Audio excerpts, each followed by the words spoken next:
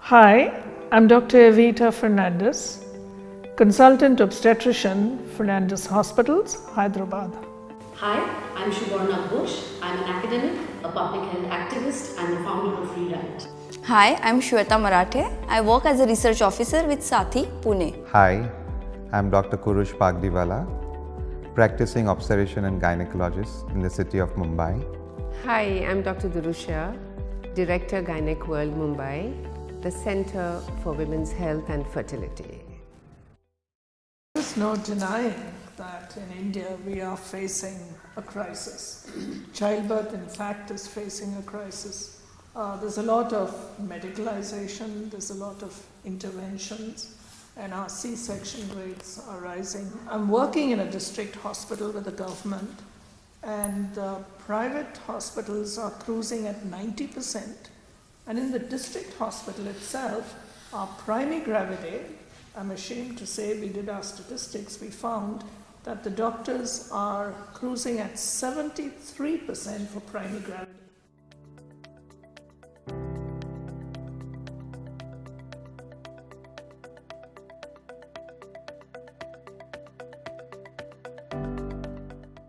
In spite of all the developments, all the safeties of anesthesia, if you take 100,000 patients, you will see that C-sections are different from vaginal delivery.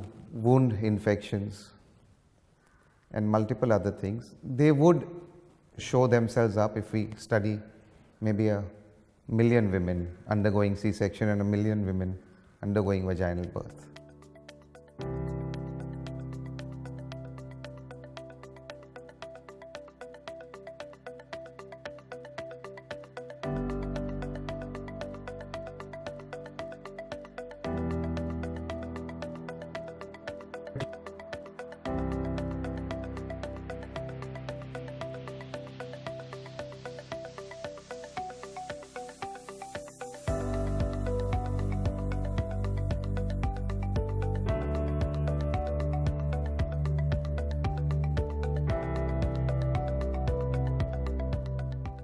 If there is a lady asking that, no, I don't want to go through a normal delivery because I want a C-section, I'm scared of the pain and whatever are her issues, we would counsel her, we would tell her, you can get an epidural, but let's face it, how many places epidural is available? Yes, it's available in certain hospitals in the city. It's not available everywhere. So what happens to that woman who's scared of having a normal delivery only because she's having pain? So she'll demand a section.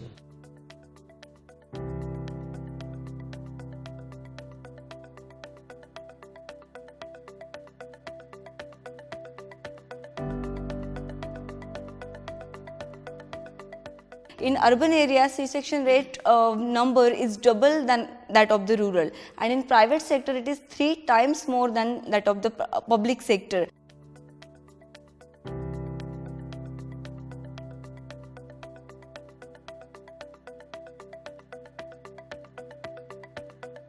I think what we are concerned about is how does a hospital find its appropriate number? And I believe we can only do that if we audit what we are doing.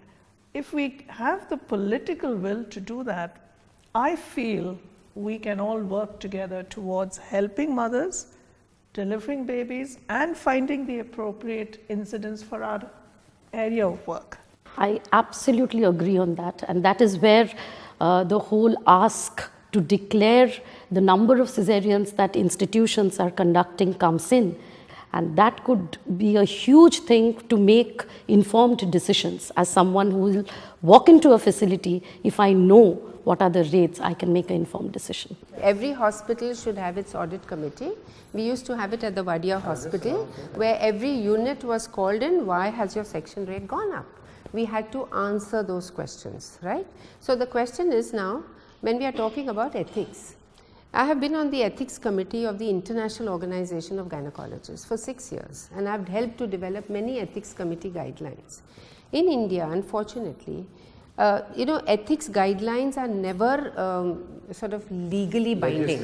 It's not legislated. Let's join hands. Let's bring in a form of audit which is mandatory. Start with that, because unfortunately we need the stick quite often, and if that becomes mandatory, it's a beginning.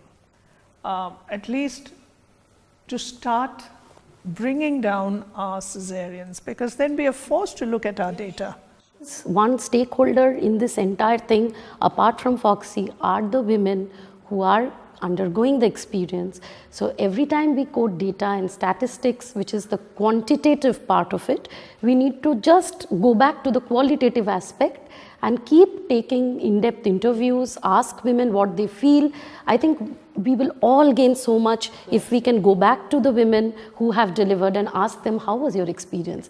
If as doctors, as researchers, as policymakers, we all need to go back to the community who's receiving the care and ask them what do they feel about it. That way the quality of care will automatically improve.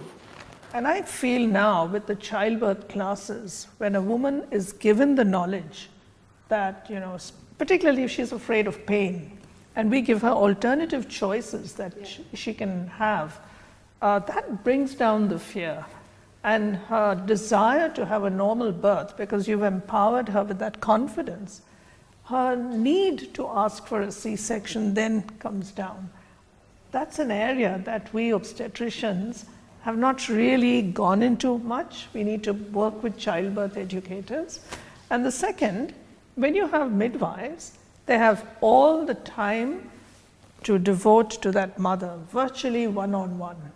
So that constant support, and Cochrane has shown the presence of a constant support or continuity of care, the woman's chance of having a C-section is less.